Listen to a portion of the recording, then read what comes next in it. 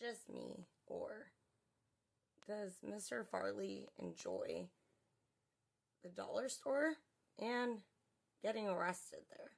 So, I did a FOIA request a while back and just received the details and documents. I sent most of them, and I'm still now seeing that there are more. I sent them to Bubbly, good old Bubbly, love you, Bubs. But I've got a little to say about this myself, because what are the police doing in the good old Pacific Northwest that have allowed people like Tyson Farley and others to remain free? Are you kidding? Because, out here in Cali, if you get in trouble for, I don't know, DUI, you get in trouble. So these people doing big bad things, pushing big bad things to college kids, it seems all speculation, just my opinion, and well, the facts speak for themselves. But this document I was just about to send, and Bubbly will make her own video about this, and I'm not going to speak much on it because it's not my thing. If you know, you know. Otherwise, sorry. It's just not my thing to be, here reporting on.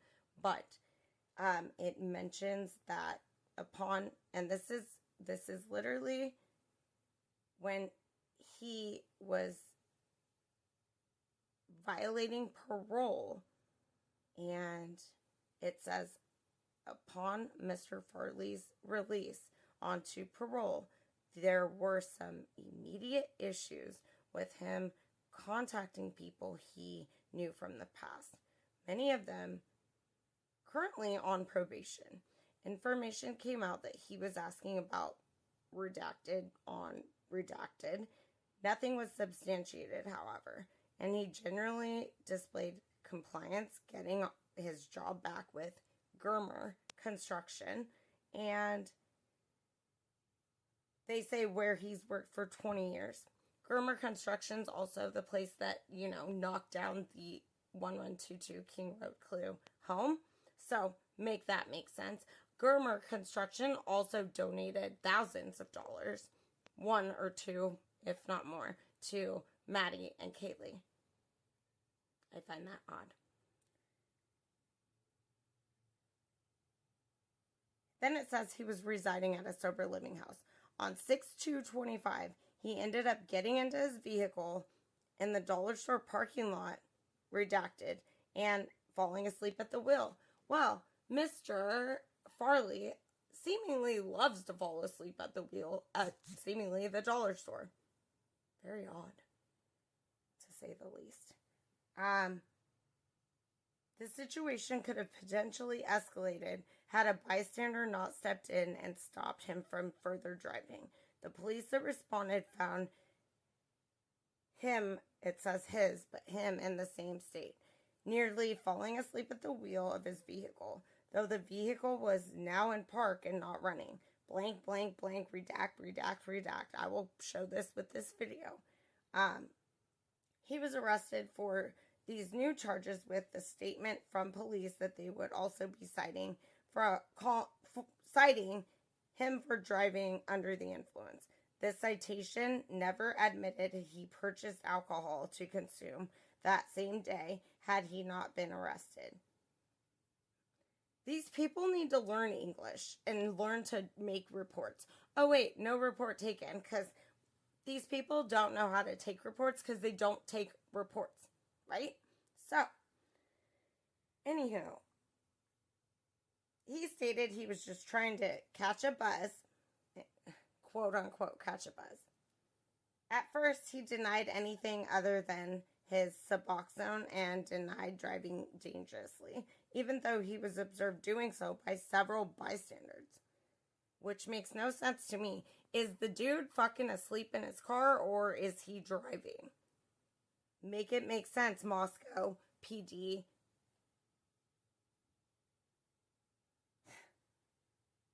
He refused to allow his parole officer to look through his phone as well, though it was noted that he was contacting other people on probation. How the hell do they know who he was contacting if they couldn't look through his phone? And how is that legally able to be put in a police report?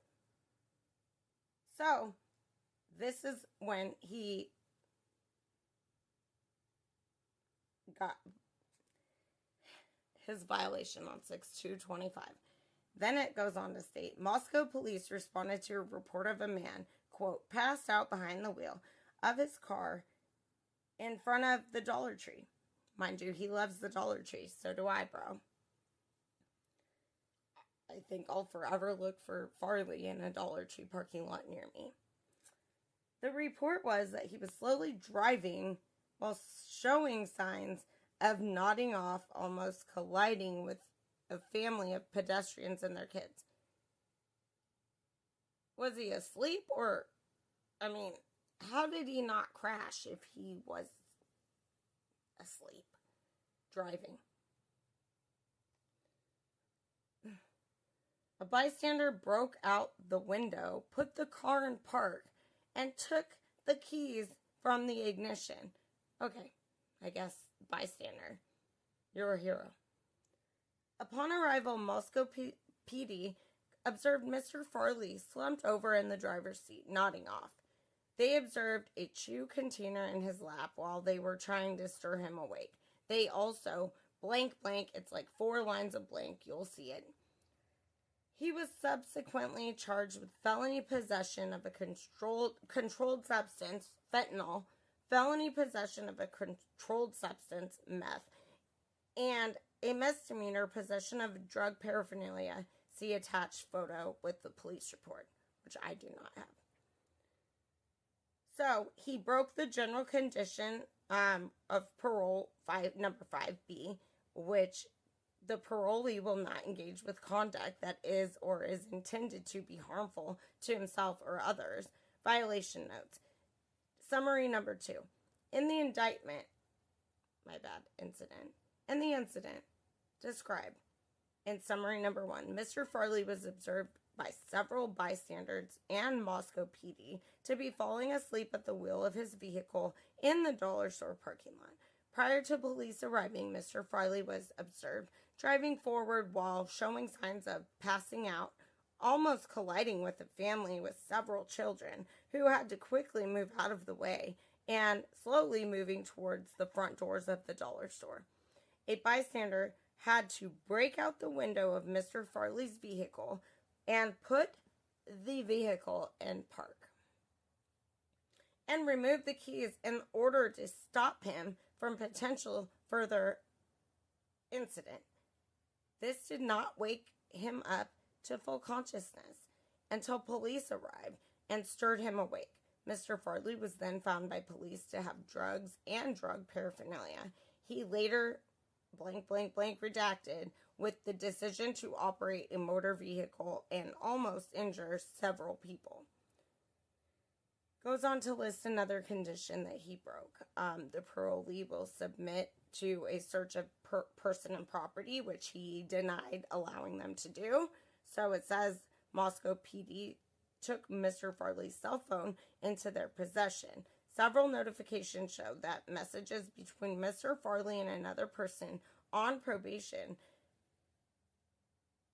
Then it says, so P.O. Wilder asked Mr. Farley for his passcode in order to review the content of those messages. He refused.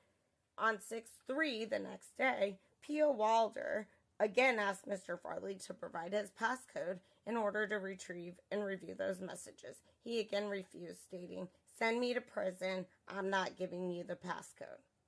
Okay. He also broke.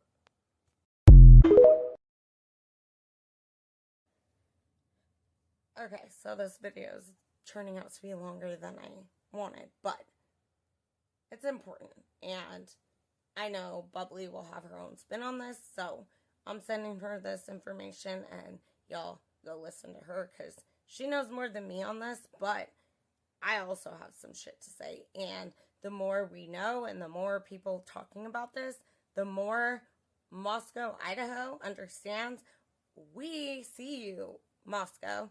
We see you, Moscow PD. We see you, ISP. We see you, FBI. We see you, and I would like to see today documents showing why Bryankohberger is in jail. Or I'd love for him to just tell us all how he killed him, why he killed him, why he did what he did. Because at the end of the day, I think everyone in America who's paid attention from day one, who has an ounce of brain in their brain, an ounce of brain in the brain, whatever, you get it, who has an ounce of, logic in their brain. And seeing what's going on in America, where the FBI is apparently, and the DOJ is apparently out here doing what they want to do with who they want to do it with when they want to do it, that's scary. Okay? So, as Americans, we need to speak out. So, I'm going to get back to my message, but I just had to say that. And Bubbly's going to put her own spin on this shit too, because we have to. We all have to speak out on this.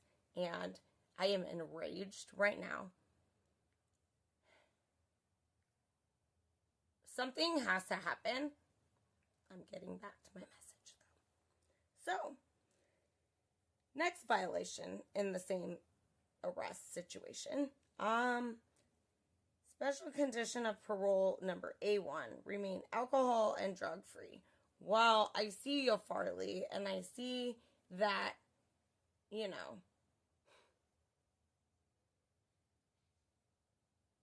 sorry, Charlie, but you don't know how to do that. And I understand. I do. And I want to make this very clear. I'm not trying to be hilarious or funny. I'm trying to make light of a situation that should have been handled long ago.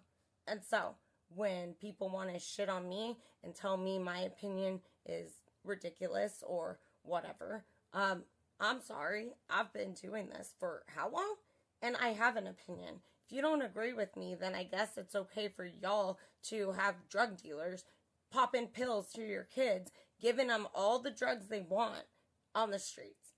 And that's okay. Because at the end of the day, that's what Idaho is saying. Really. So, you don't like what I have to say? You don't have to visit my channel. You don't. I fought long and hard to keep my channel and have my opinion. And, well, I guess my best thing to say is, look at Jimmy Kimmel. Tried to shut him up, right? You're not going to shut me up. I have an opinion, and my opinion matters for many reasons. And this actually, truly hurts my soul that we've all been here this long doing so much. And then I'm reading this shit. Yet they let these people back out on the streets.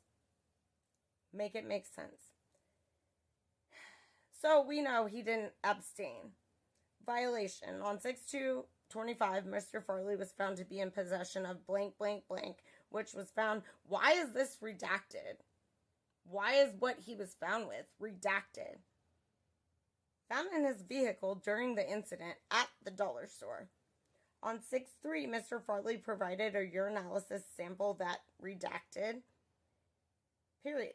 He also admitted to using... So if he's admitting to using fentanyl recently, what are they redacting? Furthermore, he admitted to purchasing alcohol to consume on 6/2/25.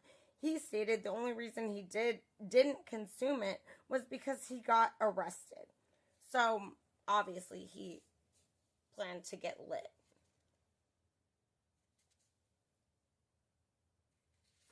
I don't even know. So, this one report. Based on Mr. Farley's drug and alcohol use within a very short time, lack of cooperation, poor attitude, and verifiable efforts at an almost immediate attempt to get high after his release, it appears he is not ready to follow all the expectations of his parole. He instead seems more motivated to do what he wants and seek out self-pleasing activities. Well, y'all let him out how many times to do just that, by the way, Idaho. Though he has an apparently consistent employment, with Germer Construction. The bulldozing people who took out the house and probably took all the evidence somewhere and buried it in some Idaho, underground tunnel. Kidding, kind of. Maybe not. Just saying. Though he has an apparently consistent employment, he does not seem to have or desire to build positive influences in his life or develop protective factors. His behaviors have not indicated this at all. He was instead spending time contacting people on probation to get high or engage in getting down and dirty with women, I'm assuming. Maybe men. Assuming, I don't know. Sexual activity. This does not seem to be motivation toward a future of law-abiding behavior. It is therefore recommended that his parole be revoked. This was in June, okay? So, my issue here is with everything being found about Molly McDonald's, Jack in the Box Molly, whatever, Molly, James, and Justin, whoever the fuck these people are.